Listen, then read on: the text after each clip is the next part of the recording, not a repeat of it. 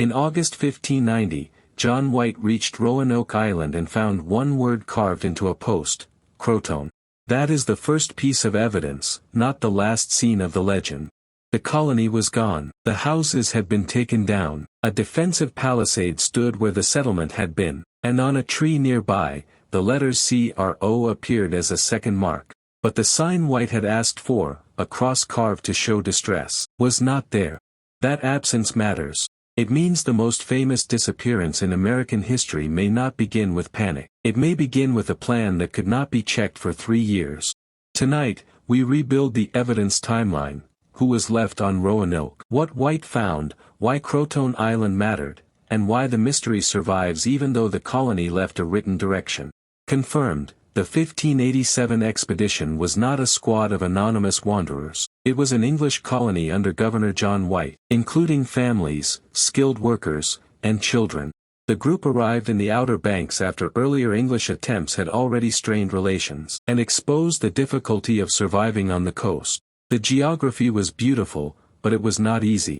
Roanoke sat inside a world of shifting inlets, shallow sounds, storms, scarce supplies, and native towns with their own politics and memories of previous English contact. That is the first correction to the legend. The settlers were not dropped into empty wilderness. They entered a living landscape with trade routes, rivalries, alliances, food systems, and history. Every later theory has to pass through that map.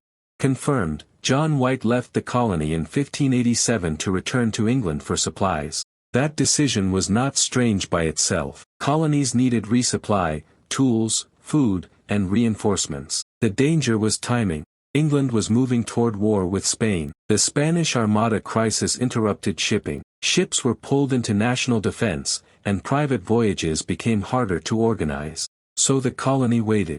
1 year became 2. 2 became nearly 3.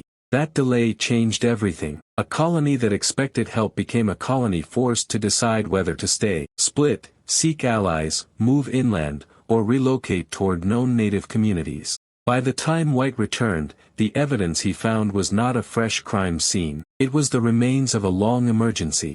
Confirmed, White reached the site in August 1590, around his granddaughter Virginia Dare's 3rd birthday.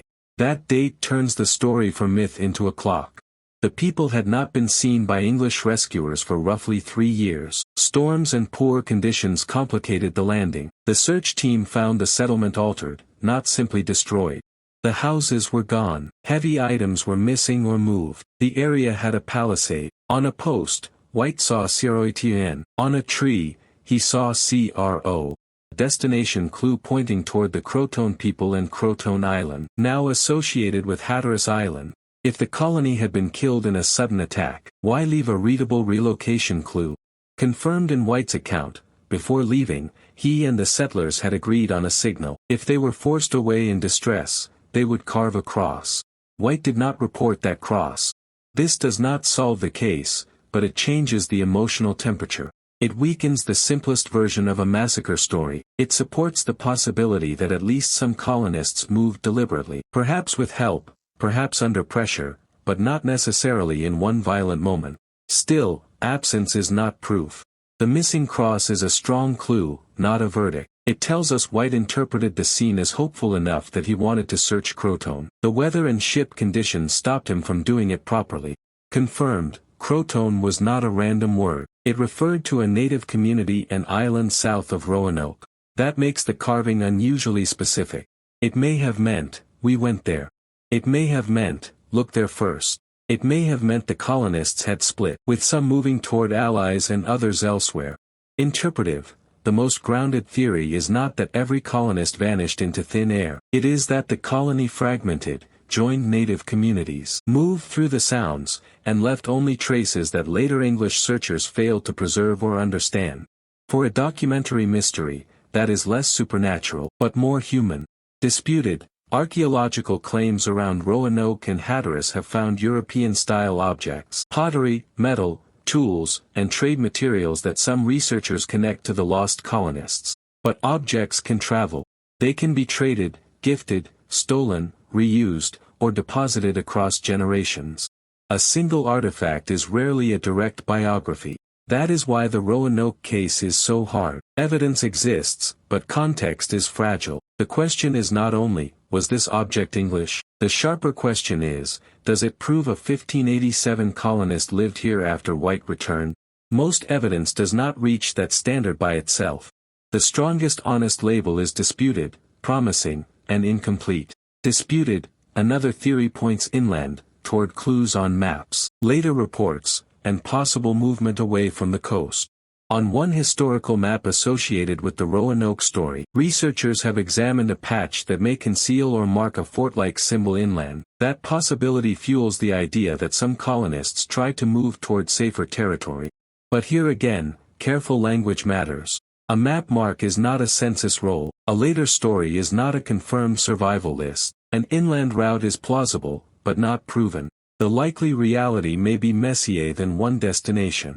Some people could have gone south toward Croatoan, some could have gone inland, some could have died from disease, conflict, storms, or hunger.